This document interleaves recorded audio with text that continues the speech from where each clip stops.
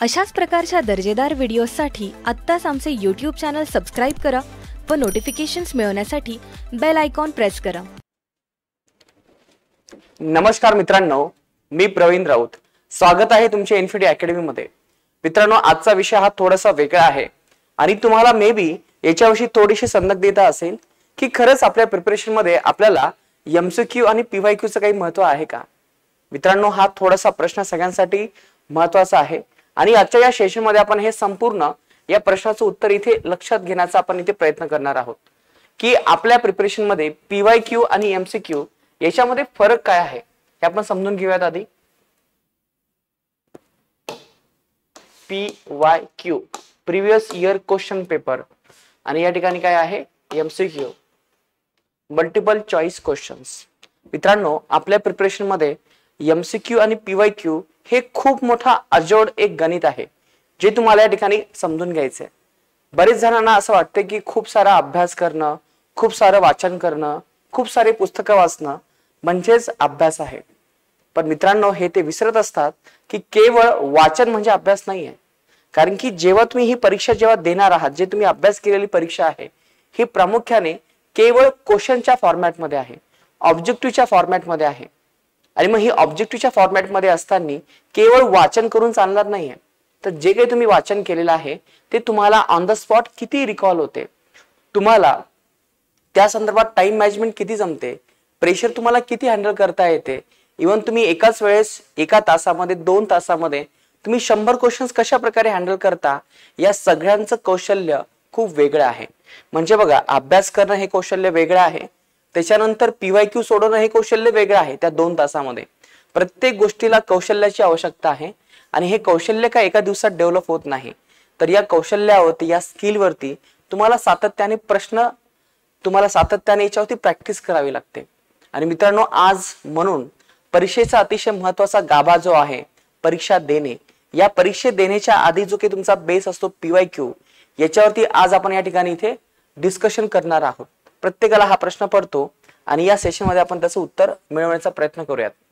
हे प्रश्नाचं उत्तर मिळवण्याआधी आपण आधी हे लक्षात घेऊयात की आपली एक फाईट रिंग आहे। या फाईट रिंग मध्ये एक खूप मोठा खली आहे आणि एक अतिशय दुबळा व्यक्ती आहे। तर मित्रांनो, ही फाईट बघताच तुम्हाला कंक्लुजन असं येईल की या फाईट मध्ये हा जो काही व्यक्ती आहे तो हारण्याची शक्यता जास्त आहे आणि हा जिंकण्याची शक्यता जास्त आहे। कारण की आपल्याला सरळ सरळ कळते की हा व्यक्ती खूप शक्तिवान आहे, हा अतिशय वीक आहे। परंतु मित्रांनो, मला सांगा किती % पॉसिबिलिटीज आहेत की यामध्ये हा व्यक्ती जिंकेल आणि हा हारेल? तर तुम्ही सरळ सरळ सांगाल की सर 100% हा व्यक्ती हारेल। पण मित्रांनो, लक्षात घ्या, हे गणित असंच आहे असं सांगता येणार नाहीये। आणि मित्रांनो बघा, जर या व्यक्तीला जर जिंकायचं असेल तर याला ताकदीवरती जिंकता येणार नाहीये। याला जर जिंकायचं असेल तर याला युक्तीवरती जिंकता यायला हवं, याला स्ट्रॅटेजीवरती जिंकता यायला हवं। आणि एक्झॅक्टली जेव्हा याने शक्तीचा वापर न करता जर युक्तीचा जर वापर केला तर एवढा मोठा असणारा खली सुद्धा याच्यावरती मात निर्माण करता येऊ शकते। तसंच आपल्या परीक्षेचं आहे। विद्यार्थी हा या ठिकाणी असं उभा असतो, बिचारा त्याला खूप कमी वेळ असतो, त्याला माहित नसतं एक्झॅक्टली काय अभ्यास करायचा आहे, कसं या शत्रूला आपल्याला समोर जायचंय हे त्याला माहित नसते। मग अशा वेळेस शत्रू काय करतो, तुमच्यावरती हल्ला करतो आणि तुम्हाला मात देतो। पण या ठिकाणी लक्षात घ्या, जर तुम्हाला जर लक्षात आलं की तुमचा शत्रू कोण आहे तर तुम्हाला त्या शत्रूवरती मात करता येऊ शकते।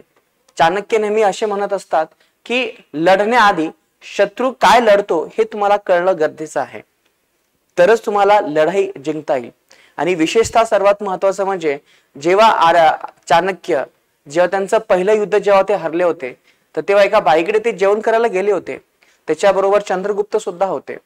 आणि ते जेवण करता करता त्यांनी काय केलं होतं, जे काही त्यांचा भात होता हा भातामध्ये डायरेक्टली त्यांनी हात घातला, तर त्यामध्ये चाणक्य यांचा हात पोळला। तर त्यानंतर जी काही गृहिणी होती, जी बाई होती, ती त्यांना बघून हसली। त्यांच्या लक्षात आलं नाही, कारण की त्यांना असं म्हणायचं होतं त्या बाईला की तुम्ही एवढे विद्वान पंडित आहात आणि तुम्हाला न कळता तुम्ही काय केलं, डायरेक्टली भातामध्ये हात घातला आणि तुमचा हात पोळला।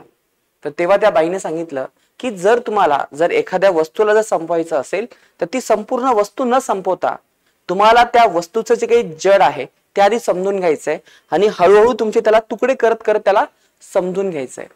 आणि अशा प्रकारे तुम्हाला त्या संपूर्ण भागावरती किंवा संपूर्ण त्या कामावरती तुम्हाला वर्चस्व प्राप्त करता येऊ शकते. आणि मित्रांनो, जर विचार केला तर आपली एक्झाम सुद्धा एका प्रकारचं युद्धच आहे. आणि हे युद्ध जिंकणं म्हणजे काय, तर आपल्याला केवळ शक्तीचा वेळेचा उपयोग न करता आपल्याला आधी त्या शत्रूला समजून घ्यायचंय. आता शत्रू कोणता आहे आपल्या या ठिकाणी, तर आपली एक्झाम. जर तुम्ही डायरेक्टली जर एक्झामला जर समोर गेलात तर तुमचा असा पोपट होऊ शकतो, परंतु जर तुम्हाला या शत्रूला समजून जर तुम्ही समोर गेलात तर त्या शत्रूवरती मात करता येऊ शकते. कमी वेळेमध्ये, कमी अभ्यासामध्ये आणि कमी पोटेन्शियल मध्ये, म्हणजे कमी इनपुट मध्ये तुम्हाला मॅक्स टू मॅक्स आउटपुट काढता येऊ शकते. पण कधी, जेव्हा तुम्ही त्या शत्रूला मात करायचं शिकला तेव्हा. आता ह्या ठिकाणी तुमच्या लक्षात आलंच नक्की की शत्रू किती मोठा आहे किती छोटा आहे यापेक्षा आपल्याला शत्रूला समजणं महत्वाचं आहे. आता तुम्हाला नक्कीच प्रश्न पडला असेल की सर शत्रूला कसं समजून घ्यायचंय. तर शत्रूला समजून घ्यायचं असेल तर प्रामुख्याने काही त्याच्या गोष्टी असतात. तसंच आपल्या एक्झामच्याही काही गोष्टी आहेत. जर एक्झामला समजून घ्यायचं असेल तर इव्हन 3च गोष्टी आहेत की ज्याद्वारे आपण कोणतीही एक्झाम समजू शकतो. तर या ठिकाणी लक्षात घ्या, कोणतीही एक्झाम जर समजून घ्यायची असेल आपल्याला, यासाठी त्याला जर फाईट द्यायचं असेल, यासाठी आपल्या परीक्षेचे 3 डायमेन्शन्स आहेत. पहिलं डायमेन्शन आहे त्या परीक्षेचा असलेला सिलेबस. नंबर 2 त्या परीक्षेचा असलेले PYQ. आणि नंबर 3 त्या परीक्षेला असलेले ऑथेंटिक सोर्सेस. तर मित्रांनो, ह्या 3 बाबी खूपच महत्वाच्या आहेत. सिलेबसला तुम्हाला निग्लेक्ट करता येणार नाहीये, ते तुम्हाला पूर्ण करावं लागेल. कारण की जे काही क्वेश्चन पेपर डिझाईन होणार आहे बरोबर त्याच फ्रेमवर्कनी डिझाईन होणार आहे, त्या फ्रेमवर्कच्या बाहेर जाणार नाही. म्हणून तुम्हाला सुद्धा त्याच फ्रेमवर्क टिक करायचं आहे, त्याच फ्रेमवर्कवरती तुम्हाला जास्तीत जास्त लक्षात द्यायचं आहे. त्याच्यानंतर याच फ्रेमवरती आधारित जे काही PYQ आहे, जे आतापर्यंत होऊन गेलेले आहेत आणि इथून पुढे सुद्धा तेच प्रकारचे PYQ असतील. तर मित्रांनो, माझं कंक्लुजन असं सांगते की MPSC म्हणजे काय, मागील प्रमाणे समोर चालू. MPSC म्हणजे काय बघा, MPSC म्हणजे काय, मागील प्रमाणे समोर चालू. म्हणजे आपल्या या परीक्षेचा एक पॅटर्न ठरलेला आहे आणि आयोग नेहमी त्याच पॅटर्नने तुम्हाला प्रश्न विचारत असते. जर पॅटर्न ठरलेला आहे, सिलेबस ठरलेला आहे, क्वेश्चन लेवल जर ठरलेली आहे, मग तुम्हाला तुमची प्रिपरेशन शॉर्टकट करता यायला हवी. जर ती जर करता येत नसेल तर मित्रांनो खूप अवघड आहे, जे समजणं आपल्याला खूप अशक्य आहे. तर या अँगलनी मित्रांनो आज आपल्याला PYQचं महत्व लक्षात घ्यायचंय. आणि मित्रांनो, मी तुम्हाला या ठिकाणी क्लेम करू शकतो, सांगू शकतो की आपल्या परीक्षेमध्ये जवळपास 60 ते 70% जे काही क्वेश्चन्स असतील हे काय आहेत, तर जवळपास रिपीट होतात. प्रत्यक्ष पद्धतीने आणि अप्रत्यक्ष पद्धतीने रिपीट होत असतात. म्हणून जर तुम्ही जर ह्या संपूर्ण PYQचा जर अभ्यास केला तर मित्रांनो या ठिकाणी तुम्हाला सेम ट्रेंडिंग जो काही तुमच्या परीक्षेमध्ये असेल 2023 मध्ये, तो तुम्हाला या ठिकाणी अंडरस्टँड करता येऊ शकतो. चला मग त्या अँगलनी कशा प्रकारे PYQ ला बघायचं आपण हे इथे समजून घेऊयात. आता बघा मित्रांनो, हे तुमच्या लक्षात आलं की शत्रूला समजून घ्यायचंय तर आधी शत्रूची माहिती काढणं गरजेची आहे. जर आपल्याला जर परीक्षा जर मात करायची असेल तर आधी या परीक्षेची जे काही शस्त्रास्त्रे आहे हे आपल्याला लक्षात घ्यायचे आहेत. एक आहे सिलेबस, दुसरा आहे PYQ आणि तिसरा आहे ऑथेंटिक सोर्सेस. म्हणजे आता हे तुम्हाला यांचे स्ट्रॉंग आणि विकनेस शत्रूचे कळालेले आहे. मग आता आपल्याला हे अप्लाय कसे करायचे यावरती आपण थोडंसं काम करूयात. तर मित्रांनो, जर आपण जर बघितलं आपल्या परीक्षेचं किंवा आपल्या जी काही राज्यसेवा परीक्षा आहे, या राज्यसेवा परीक्षेमध्ये गॅझेटेड परीक्षेमध्ये आपल्याला शत्रू आहेत. भलेही तुम्हाला वाटत असेल की पूर्व परीक्षा ही खूप मोठा शत्रू आहे, परंतु तो खूप मोठा शत्रू नाहीये. तर हा मुळात अनेक समूहाचा, अनेक शत्रूंचा एक समूह आहे. जसं की या ठिकाणी बघा, तुम्हाला या ठिकाणी 7 शत्रू दिसत आहेत. तर हे 7 शत्रू कोण आहे, एक शत्रू तुमच्या हिस्ट्रीचा आहे, एक शत्रू तुमचा पॉलिटिचा आहे, जॉग्राफीचा आहे, सायन्सचा आहे, एन्व्हायरमेंटचा आहे. अशा प्रकारचे इथे 7 शत्रू तुम्हाला दिसत आहेत. आणि जेव्हा आपण कोणती एक्झाम जेव्हा क्रॅक करतो तर तेव्हा आपण त्याला एक शत्रू म्हणून बघतो, पण मित्रांनो हे चुकीचं आहे. तर यामध्ये तुम्हाला आधी हे लक्षात घ्यायचंय की जर तुम्हाला ही लढाई जर जिंकायची असेल तर या लढाईमध्ये आधी तुम्हाला शत्रूंची संख्या समजून घ्यायची. तर ही शत्रूंची संख्या आहे जवळपास 7. मग या शत्रूपैकी तुम्हाला एक शत्रू बाजूला करायचा आहे. सपोज दॅट मी हा शत्रू बाजूला केला, या शत्रूला बाजूला केल्यानंतर या शत्रूला हरवण्यासाठी वेगवेगळ्या प्रकारची शस्त्रास्त्रे आहेत, वेगवेगळ्या प्रकारची स्ट्रॅटेजीज आहेत, वेगवेगळ्या प्रकारची पॉवर आहे. जसं की तुम्हाला माहित असेल मित्रांनो, आपण लहानपणी श्रीकृष्ण नावाची सिरियल बघायचो. तर त्यामध्ये कसं असायचं की एक व्यक्ती असा धनुष्यबाण सोडायचा, बरोबर तिकून सुद्धा एक व्यक्ती असा धनुष्यबाण सोडायचा, एक्झॅक्टली त्याला ते लागू असणारं औषधच त्या धनुष्याला कॅन्सल करत होता, म्हणजे एक जिंकत होता आणि एक हरत होता. म्हणजे कधी जेव्हा तुम्ही त्याला प्रॉपर त्या प्रकारचा जर धनुष्यबाण सोडला तर बाण सोडला तर तो हरत होता. एक्झॅक्टली इथे सुद्धा जर आपण जर हा शत्रू जर पकडला असेल तर या शत्रूला सुद्धा आपल्याला विशिष्ट हरवण्यासाठी याच्या स्टेप्स आहेत. यापैकी इथे मी तुम्हाला जस्ट एक्झाम्पल देतो. या ठिकाणी इकॉनॉमी हा एक शत्रू आहे आपला. मग हा इकॉनॉमी जर शत्रू आहे तर याला वेटेज किती आहे, किती पॉवरफुल आहे, तर हा 15 क्वेश्चन साठी पॉवरफुल आहे. मग हे 15 क्वेश्चन कसे डिझाईन्स होतात, तर या ठिकाणी तुम्हाला माहिती आहे इकॉनॉमीचे केवळ जवळपास 11 टॉपिक्स आहेत. या 11 टॉपिक्सला जर तुम्हाला कव्हर करायचं असेल तर सर्वप्रथम तुम्हाला एक एक टॉपिक निवडावा लागेल. म्हणजे हा एक मोठा शत्रू तर आहेच इकॉनॉमी, पण या शत्रूमध्ये असणारे काही स्टेप्स आहेत किंवा आपण त्याला म्हणूयात अनेक शत्रू आहेत, याची सैन्य आहे. मग या सैन्यामध्ये 11 लोक आहेत. या 11 लोकांना जर टॅकल करायचे असेल आधी एक शत्रू घ्या, मग नंतर दुसरा शत्रू घ्या, मग तिसरा शत्रू घ्या. परंतु हे शत्रू घेत असताना त्याला लढण्यासाठी तुम्हाला काय करावं लागेल, या टॉपिकचे असणारे पीवायक्यू तुम्हाला बघावे लागतील. सपोज दॅट मी दारिद्र्य किंवा बेरोजगारी हा टॉपिक केला, हा टॉपिक समजून घेतला, पण मला माहित नाही की ते मी चांगल्या प्रकारे केला किंवा नाही. जर हे तुम्हाला समजून घ्यायचं असेल तर तुम्हाला मार्केटमध्ये असणारे जे बुक आहे पार्वती, दारिद्र्य किंवा जे काही स्पेसिफिक टॉपिक वाईज जे काही पीवायक्यू आहे हे पुस्तकं तुम्हाला घ्यायचेत आणि या टॉपिक नुसार तुम्हाला तो पीवायक्यू सोडवायचा आहे. समजा मी बेरोजगारीवरती समजा पीवायक्यू घेतलेत, याची संख्या आहे समजा 100. या 100 पैकी जर समजा माझे 20 क्वेश्चन बरोबर आले तर याचा अर्थ मी चुकीचं वाचलं किंवा चुकीचं समजून घेतलं, किंवा कदाचित 100 पैकी माझा स्कोर समजा 80 आला किंवा 90 आला, याचा अर्थ काय, तर मी त्या टॉपिकला न्याय दिलेला आहे. म्हणजे तुम्ही त्या टॉपिकला, तुम्ही त्या सब्जेक्टला न्याय देता किंवा नाही देता हे कशाहून ठरलं जाते, तरी तुमचं पीवायक्यू नुसार ठरलं जातं. म्हणून मित्रांनो आपल्या परीक्षेसाठी पीवायक्यू खूप खूप महत्वाचा रोल आहे. आणि तुमची प्रिपरेशन जर तुम्हाला शॉर्ट करायची असेल, तुम्हाला स्मार्ट करायची असेल आणि लवकरात लवकर पास व्हायचं असेल, या ट्रॅप मधून जर निघून जायचं असेल तर केवळ एकच ऑप्शन आहे पीवायक्यूचा चांगला अभ्यास असणं. आणि मित्रांनो तुम्हाला माहिती आहे आणि मला तुम्हालाही हा प्रश्न पडला होता की आपण या परीक्षेमधून बाहेर कधी पडणार, आपल्याला कधी यश मिळणार. तर हे यश मिळवण्यासाठी तुमच्या हातामध्ये असणारं सर्वात मोठं शस्त्रास्त्र आहे ते आहे पीवायक्यू. तर तुम्हाला इथे मी तुम्हाला एका शत्रूचं एक्झाम्पल सांगितलं, त्याला कसं मात करू शकतो हे आपण सांगितलं. तसे अनेक प्रकारच्या शत्रू बरोबर तुम्हाला अशाच प्रकारे काम करता येईल. माझा या ठिकाणी आपण पीवायक्यू आपण सोडवलेत, परंतु जे काही पीवायक्यू आहेत सतत रिपीट केल्यामुळे तुम्हाला काय होतं की त्याची सवय होऊन जाते. तुम्हाला असं वाटतं की एवढंच म्हणजे काय अभ्यास आहे, मग तुम्हाला स्वतःला चेक करता येत नाही. म्हणून या ठिकाणी लक्षात घ्या, स्वतःला चेक करण्यासाठी आपण कुठे कमी आहोत, कुठे जास्त आहोत हे लक्षात घेण्यासाठी पीवायक्यूच्या आधारे ज्या काही टेस्ट सिरीज डिझाईन होतात मार्केटमध्ये, त्याला आपण एमसीक्यू असं म्हणतो, मल्टिपल चॉईस क्वेश्चन एमसीक्यू. आता हे एमसीक्यू कशाचं स्वरूप आहे, तर या टेस्टचं स्वरूप आहे.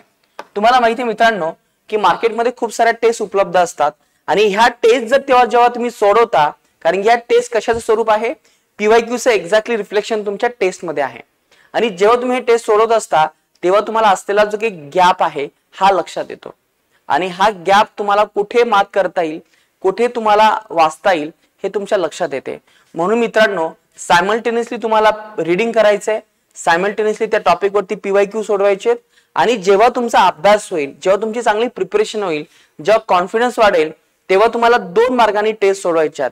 एक आहे सब्जेक्टिव्ह मार्गाने आणि दुसरा आहे कॉम्प्रिहेन्सिव्ह मार्गाने. तर मित्रांनो आज लक्षात घ्या, या प्रिपरेशन मध्ये तुम्हाला या 2 गोष्टी ऍड करायच्याच आहेत. पहिली आहे पीवायक्यू आणि दुसरा आहे एमसीक्यू. मात्र जेव्हा तुम्ही पीवायक्यू एमसीक्यू जेव्हा लक्षात घेता तर यामध्ये काय होणार आहे हे सगळं करून, तर यामुळे तुमची जी काही भीती आहे ती जाणार आहे. बघा मित्रांनो, डायरेक्ट जर तुम्ही 100 क्वेश्चनला जर फेस केलं तर तिथे तुमचं मेंटल प्रेशर वाढेल, तिथे तुमचा बीपी वाढेल, तिथे तुमचे बरेच प्रश्न डोक्यात निर्माण होतील, अरे यार जर हे मी वाचलं असतं तर. आणि एवढंच नाही तर बरेच प्रकारच्या सिली मिस्टेक्स होतील. आणि मित्रांनो काही जणांना तर एक्झाम फोबिया असतो. मग या सगळ्या एक्झाम फोबियाला किंवा ह्या समस्यांना जर समोर जायचं असेल तर तशा प्रकारचं आधी वातावरण निर्माण होणं गरजेचं आहे. तशा प्रकारचा एक माइंडसेट तयार होणं गरजेचं आहे, जो तुमच्या टेस्ट सिरीजच्या माध्यमातून, एमसीक्यूच्या माध्यमातून आणि पीवायक्यूच्या माध्यमातून सॉल्व्ह होऊ शकते. आणि यामुळे तुमच्या मनामध्ये असणारी जी भीती आहे त्याला तुम्हाला एक मार्ग देता येईल आणि तरच तुम्हाला त्या भीतीच्या पुढे जाता येईल.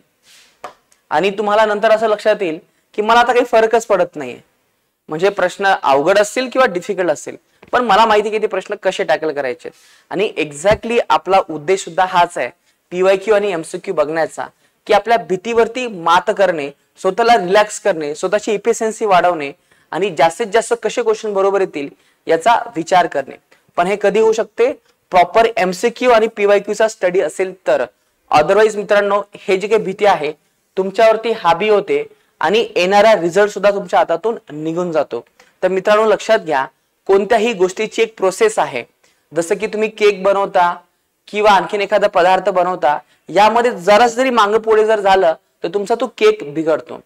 तसंच आपल्या लाईफ मध्ये ज्या एक्झामचा जो काही पॅटर्न आहे याच्यामध्ये सुद्धा प्रोसेस आहे. जर एक्झामची प्रिपरेशन करताय तर तुम्हाला प्रॉपर ऑथेंटिक सोर्सेस वाचावंच लागतील, तुम्हाला प्रॉपर सिलेबस समजून घ्यावंच लागेल, प्रॉपर तुम्हाला पीवायक्यू सोडवावंच लागेल, तुम्हाला एमसीक्यू करावंच लागेल. तुम्ही ह्या प्रोसेस जर बायोकट करत असतील मित्रांनो, तर पुढच्या 5 वर्ष सुद्धा तुमचा रिझल्ट येणार नाही. आणि हे करत असताना याच्यामध्ये डिसिप्लिन असण्याची गरज आहे, याचा बेस असणं गरजेचं आहे.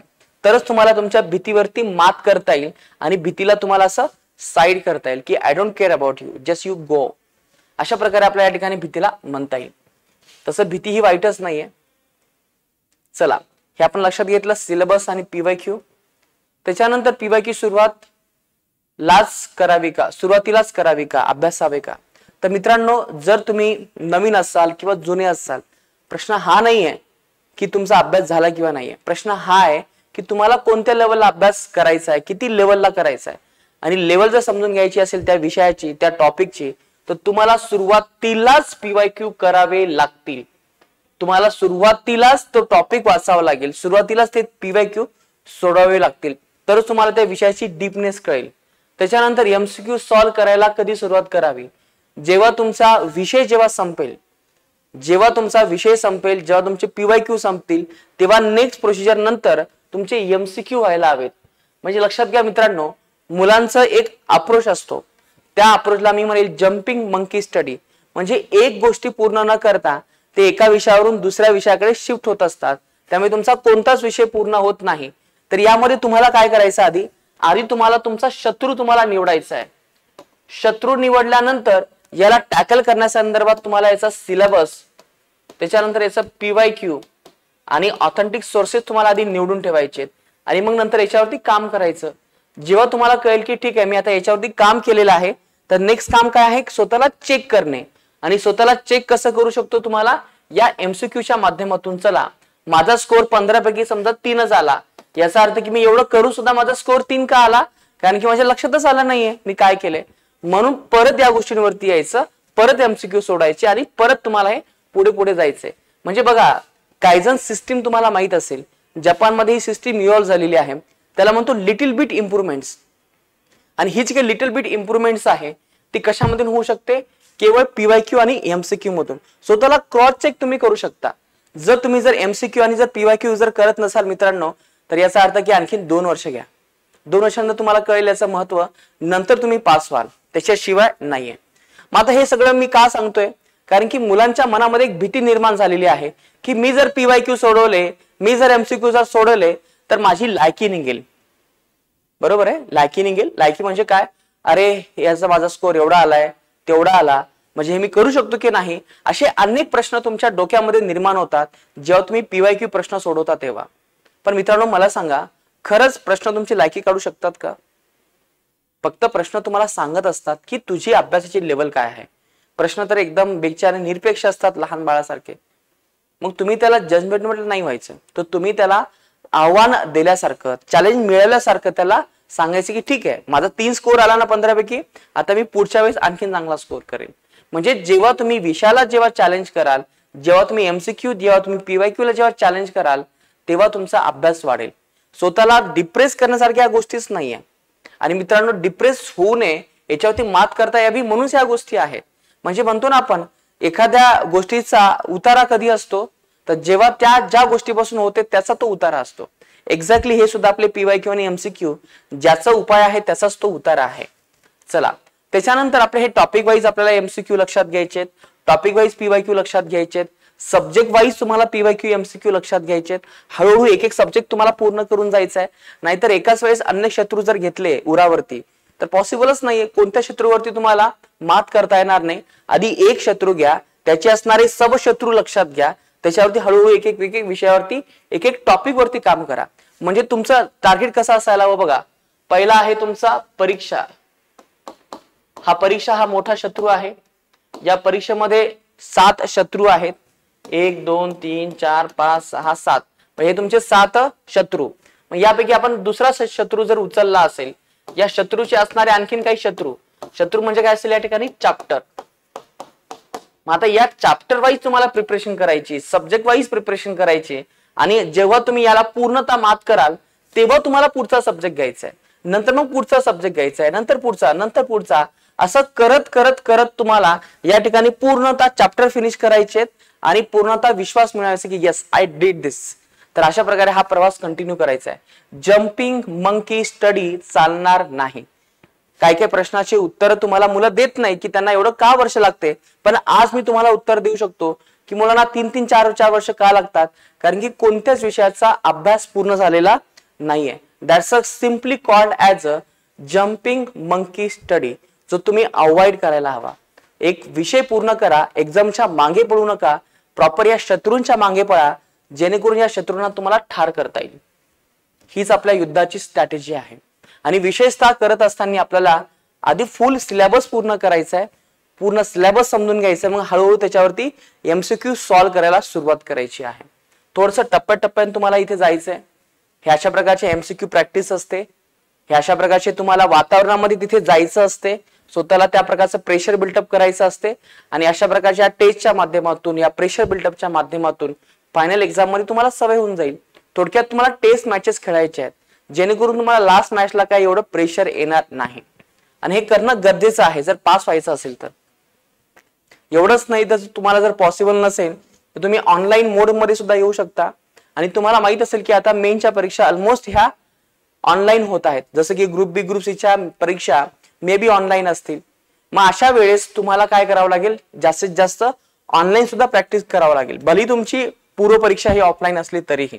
तो नंतरचा पार्ट आहे आपला मेनचा. आता एमसीक्यू तुम्ही प्रॅक्टिस केलेली आहे, त्याच्यानंतर काय करायचंय हा सर्वात महत्त्वाचा पॅटर्न आहे. याच्यामध्ये तुम्हाला समजून घ्यायचंय की तुमची लायकी काढायची नाही. पहिली गोष्ट तुमचा केवळ तुम्हाला गॅप लक्षात घ्यायचा आहे. हा गॅप कधी लक्षात येईल की टोटल क्वेश्चन या ठिकाणी किती सॉल्व्ह केलेत, टोटल क्वेश्चन तुमचे किती सॉल्व्ह झालेले आहेत, टोटल क्वेश्चन तुमचे किती करेक्ट आलेले आहेत, टोटल क्वेश्चन्स किती तुमचे रॉंग आलेले आहेत. तर या सगळ्यांची जी काही टोटल असेल ही तुम्हाला समजून घ्यायची आणि याच्यानुसार तुमची युद्धाची लढाई तुम्हाला तयार करायची आहे, स्ट्रॅटेजी तयार करायची आहे. म्हणजे खऱ्या अर्थाने फक्त पेपर सोडवणे, एमसीक्यू सोडवणे, पीवायक्यू वाचणे एवढं सफिशियंट नाही. तिथून पुढे खरा प्रवास तुमच्या अनालिसिस वरती स्टार्ट होतो, जे तुम्हाला करणं गरजेचं आहे. अदरवाईज याचा काही अर्थ होत नाही.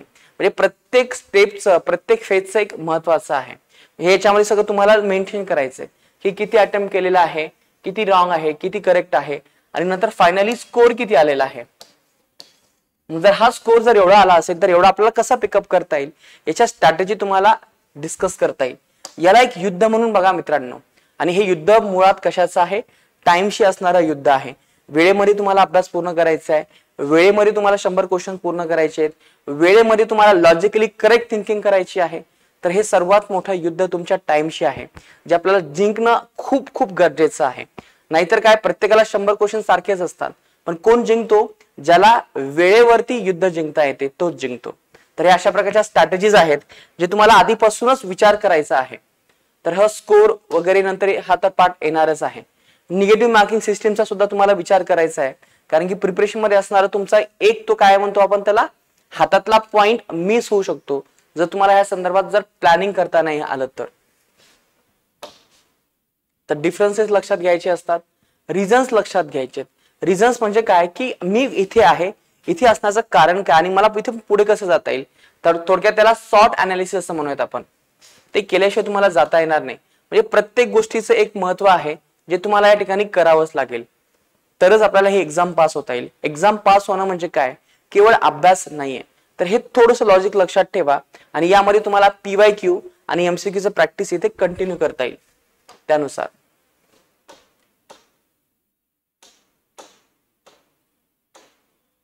तर मित्रांनो, हे अशा प्रकारे या ठिकाणी तुम्हाला या सगळ्या गोष्टींचा फायदा होऊ शकतो. जे मी आज तुम्हाला सांगितलं याच्यावर थोडंसं प्रामाणिकपणे विचार करा आणि स्वतःला सांगा की खरंच तुम्ही पीवायक्यू आणि एमसीक्यू ची प्रॅक्टिस करता का. जर याचं जर उत्तर असेल तर मित्रांनो, याचा अर्थ की तुम्ही खूप चुकीच्या दिशेने चालला आहात. आणि जर कदाचित तुम्ही पीवायक्यू आणि जर एमसीक्यू करत असाल तर त्याची पद्धत कशी आहे हे तुम्ही थोडं विचार करा, कारण की ती पद्धत सुद्धा बरोबर असणं गरजेचं आहे. नाहीतर पीवायक्यू एमसीक्यू प्रॅक्टिस करून सुद्धा काही फायदा नाही. तर मित्रांनो, या अँगलनी आपली सध्या जी काही परीक्षा आहे राज्यसेवा, या राज्यसेवेच्या अँगलनी सध्या आपल्याकडे स्पेशल प्रोग्राम बॅच आहे, स्पेशल प्रिली बॅच आहे आणि याचा ऑलरेडी ऍडमिशन ओपन झालेलं आहे. ही जी काही बॅच असेल मित्रांनो, याच्यामध्ये पूर्व परीक्षेमध्ये असणारे GS1 आणि GS2 दोन्ही पेपर आपण कव्हर अप केलेले आहेत.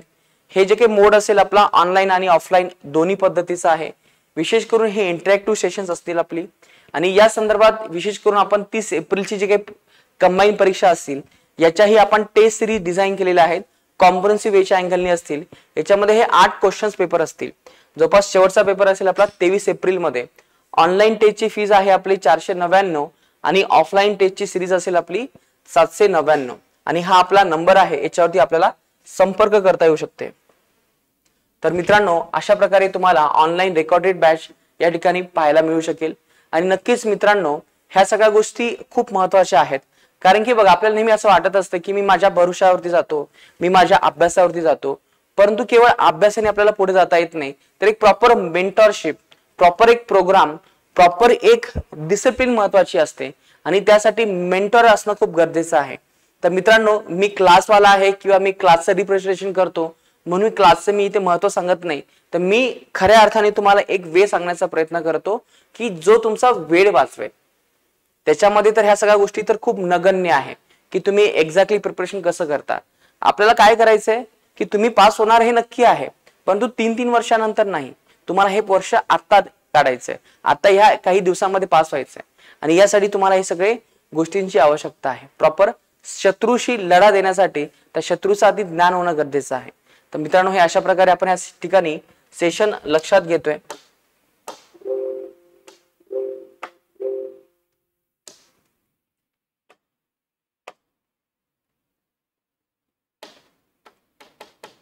तर हा सेशन नक्कीच तुम्हाला फ्रुटफुल होईल. तुमच्या प्रिपरेशन मध्ये एक वेगळ्या प्रकारचं एक तुम्हाला ज्ञान देईल, जेणेकरून तुमच्या असणाऱ्या चुका तुम्हाला या ठिकाणी इथे लक्षात येतील. ओव्हरकमिंग फिअर्स, शत्रू आहेत, त्याच्यानंतर या ठिकाणी आपल्याला विचार आहे. तर हे अशा पद्धतीचा अभ्यास करताना पीवायक्यू आणि एमसीक्यूचं महत्व आपण या ठिकाणी लक्षात घेतलेलं आहे मित्रांनो. तर मित्रांनो, चला आज आपण या ठिकाणी इथे थांबूयात. लवकरच आपण दुसऱ्या टॉपिक संदर्भात या ठिकाणी भेटूयात. हा टॉपिक तुम्हाला कसा वाटला हे आम्हाला नक्की कळवा. आज आपण या ठिकाणी इथे थांबूया. धन्यवाद. तुमच्या कमेंट्सची आम्ही नक्कीच वाट बघतोय. धन्यवाद.